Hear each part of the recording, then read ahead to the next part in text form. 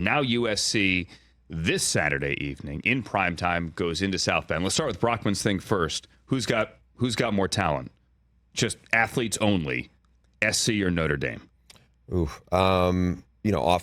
USC. Clearly. I mean, Caleb has more firepower around him. His offensive line isn't as good, although the Notre Dame offensive line last week against Louisville could not get a running game going. That's unusual for Notre Dame.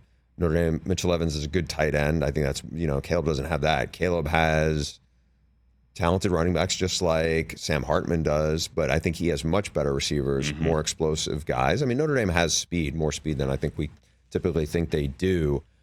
Notre Dame, to me, is better on the defense side of the ball. That's not saying much because USC has been so bad the last year and a half. We're going to be there for Big Noon this weekend. I can't wait to get down there. I think what's fascinating to me is Notre Dame is coming off of this is going to be week 4 of a gauntlet. They had Ohio State first, physical, emotional game. They lose at the wire. Then they rally to beat Duke on the road. Then last week, they didn't look like they had anything in the tank. Credit to Jeff Brom in Louisville. They took it to them. They ran it down their throats. And now they got the big rivalry game with Caleb coming in there. And by the way, USC has looked really shaky the last 3 times out. So I don't know what you're going to get. My guess is I have a little more faith in Caleb than I do in Sam Hartman right now. And I just feel like it'll be a wild game. And in the end, I think Caleb will lead them to a win. Will Lincoln Riley's faith in Alex Grinch be his downfall with this team? My gut is no. I know that's people would be like, come on, what are you seeing in Alex Grinch? So my first impression of Grinch was he did an amazing job at Washington State for Mike Leach. They were awful on defense. They got to be really capable and very good. At Oklahoma, he took over a terrible defense. They got better. Then they regressed a little, but they were still better than what he took over. This was not a good situation. They are, everyone says internally that they are better than they were last year. They haven't really shown it. The last 3 weeks have been disappointing. And you just see guys not making plays on the ball. I feel like at some point, this thing will start to turn a little bit and they will get better. The thing I do wonder about, and this is why I'm not sure if this is a bigger than an Alex Grinch thing, but I think what you have at USC is you have very average guys in the secondary, and they're going up against Caleb Williams and really good receivers in practice.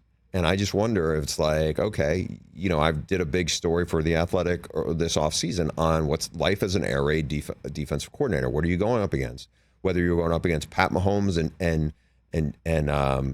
Davis Webb at Texas Tech when you didn't have a good defense, and Cliff is, lighting people up. It's like, how does the defense get its confidence when they're just like, they can barely get lined up? And I do feel like for USC, this is as much a problem of Monday through Friday as it is what happens on game day. Excuse me, looking at the schedule here, it's Notre Dame, it's Utah, and I know the SC fans who are my neighbors still have nightmares about Utah. Yeah, they ran last year. Washington, Oregon, UCLA with Cal in between. You have 5 ranked teams as we sit here today. 2 top 10 teams plus Notre Dame, which obviously was up there a couple of weeks ago on that schedule. And maybe it's the South Bay. We all live in LA near each other. The South Bay SC anxiety that I feel that they don't think that defense can hold up to that second half of the season schedule.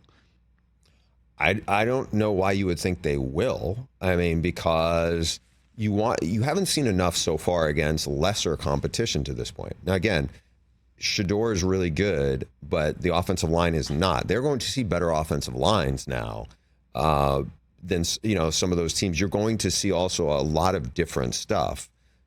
Whereas you look at the firepower that we're going to see this weekend. Oregon's playing Washington. 2 high-powered offenses with good receivers and quarterbacks playing really well, and they're much more complete teams than USC. They're going to play their arch rival, UCLA, who can run the football, and they're much improved on defense. Anthony Lynn's son, Danton Lynn, has been a great hire for Chip Kelly. They're the number 1 defense in the country right now. I mean, they did a terrific job against the hottest quarterback who was in the country last week, Cameron Ward, and shut them down. So there is a lot to ask for USC. I think there's got to be a point, and I still think it will happen, where somebody on USC's defense is not in terms of just pass rush, they will start to grow a little bit because they were so bad at linebacker last year. They're better now. They're not that much better, but they're definitely better. They're definitely more complete. Obviously, they had Thule last year, and now he's with the Chargers. He was disruptive. Now they have more guys up front. It's the secondary that has been a huge disappointment.